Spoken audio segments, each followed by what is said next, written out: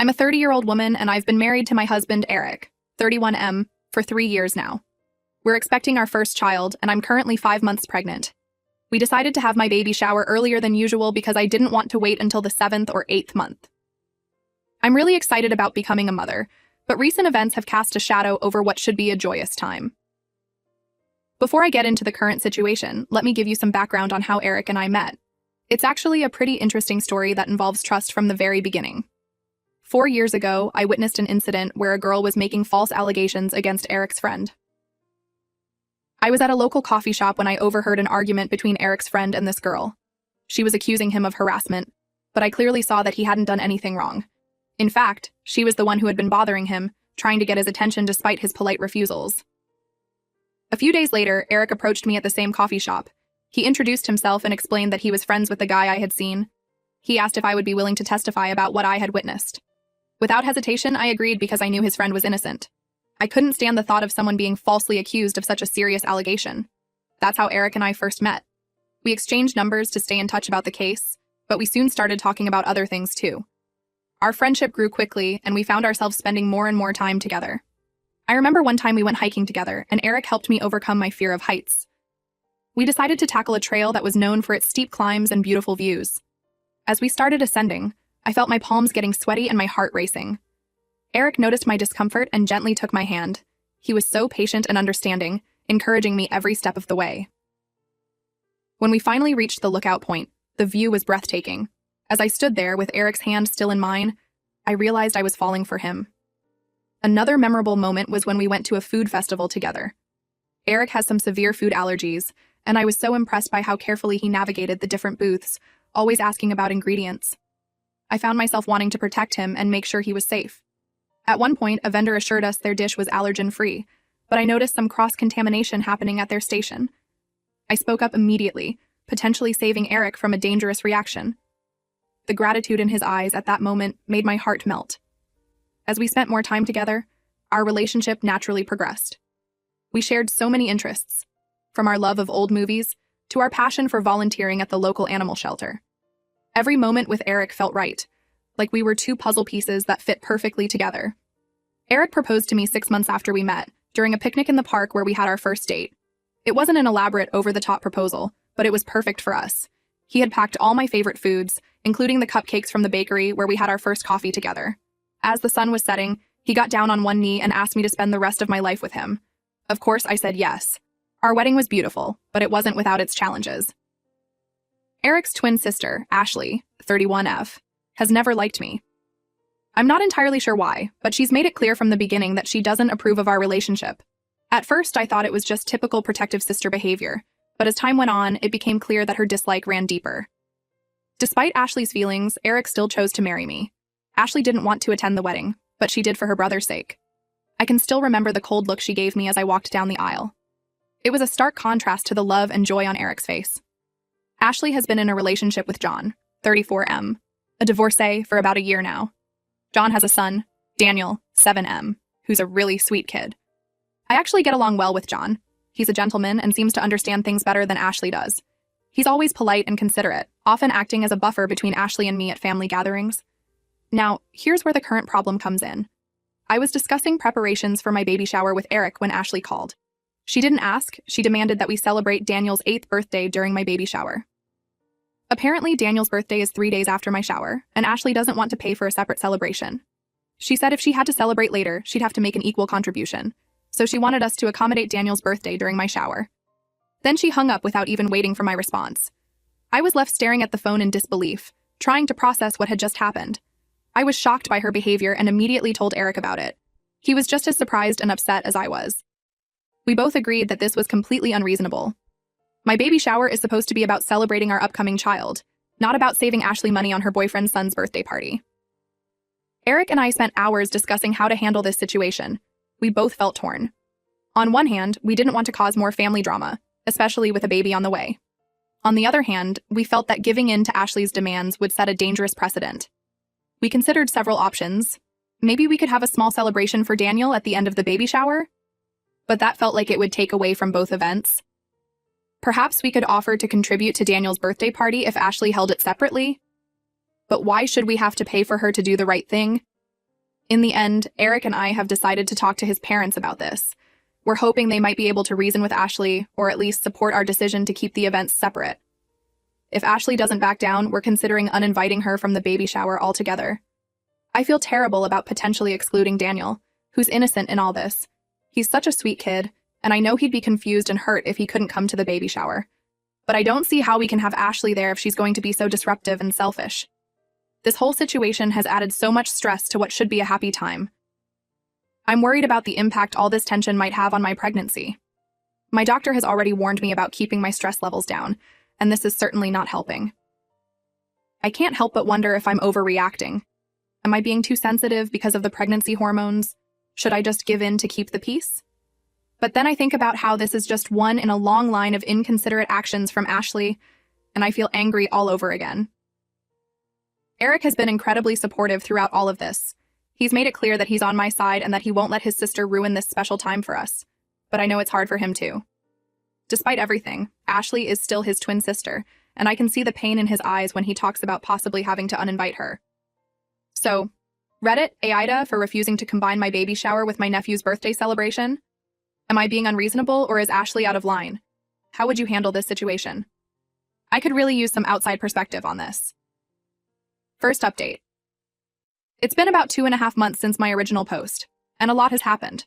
I want to thank everyone for their support and advice. It really helped Eric and me navigate this difficult situation. After Ashley's phone call, Eric and I did talk to his parents as we had planned. They were just as angry and embarrassed by Ashley's behavior as we were. They couldn't believe she would try to hijack my baby shower like that. Eric's mom was particularly upset, saying she had raised her children better than that. His dad, usually the quieter one, was visibly disappointed in Ashley's actions. We also told John about what happened. He was furious with Ashley, but interestingly, that wasn't what led to their breakup. After learning about Ashley's demand, John had a heated argument with her. He told her that if she couldn't be fair to his son, she should reconsider their relationship. This made Ashley extremely angry, and she turned to alcohol to cope. One night, completely drunk, Ashley showed up at our apartment. It was late, around 11 p.m., and Eric and I were getting ready for bed when we heard aggressive knocking on our door. When Eric opened it, Ashley stumbled in, reeking of alcohol. She started yelling incoherently, her words slurred, but the anger in her voice clear. She began arguing with me, getting more and more aggressive. She accused me of stealing her brother, of ruining her family. I tried to calm her down, to reason with her, but she was too far gone. Things escalated quickly, and before I knew it, she had punched me in the face. The shock of it stunned me for a moment. Eric was furious and had to physically restrain her as she tried to lunge at me again. I wanted to call the police. Ashley had assaulted a pregnant woman, me, and I was scared for my baby's safety. But something held me back. Maybe it was the memory of the little girl Eric had told me about, the sister he had grown up with and loved.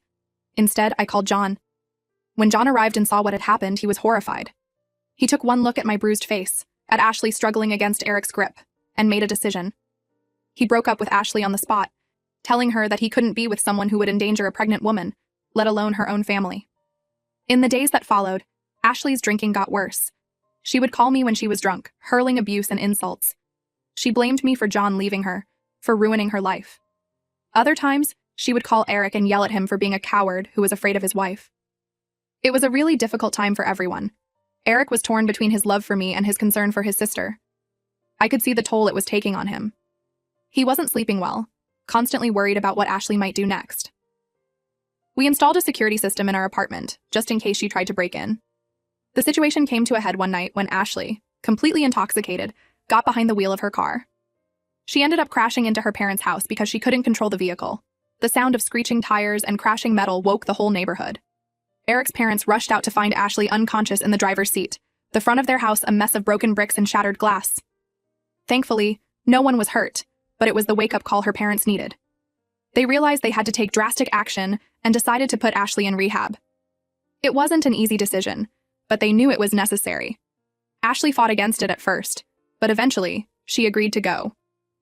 Despite everything that had happened, I felt sad for Ashley. I could see that she was struggling and needed help.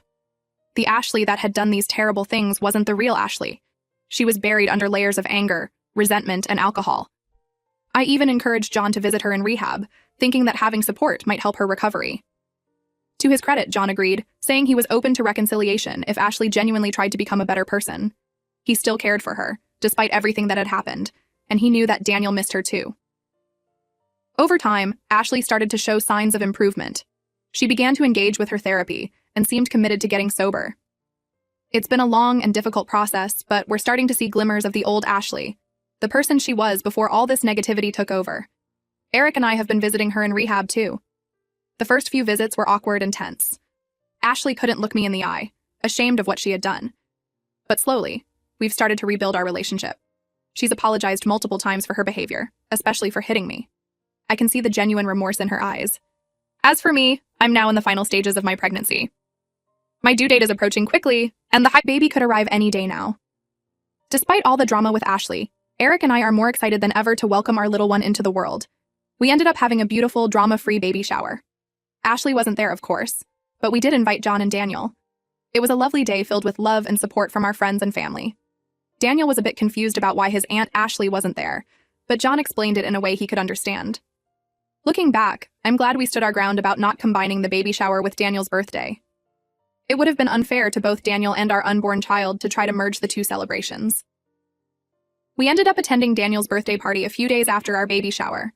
It was a small, intimate gathering, and Daniel seemed to have a great time. The whole experience has taught me a lot about family, forgiveness, and the importance of setting boundaries. It hasn't been easy, but I believe we're all coming out stronger on the other side. As we prepare for the birth of our baby, I'm hopeful that things with Ashley will continue to improve. Maybe, just maybe, by the time the baby arrives, we'll all be in a better place. Eric and I have already decided that we want Ashley to be a part of our child's life, but only if she can maintain her sobriety and continue to work on herself. The journey ahead won't be easy, but I'm optimistic. We've weathered this storm as a family, and I believe we can face whatever comes next. For now, though, my focus is on bringing our little one into the world safely. Everything else can wait. Update 2.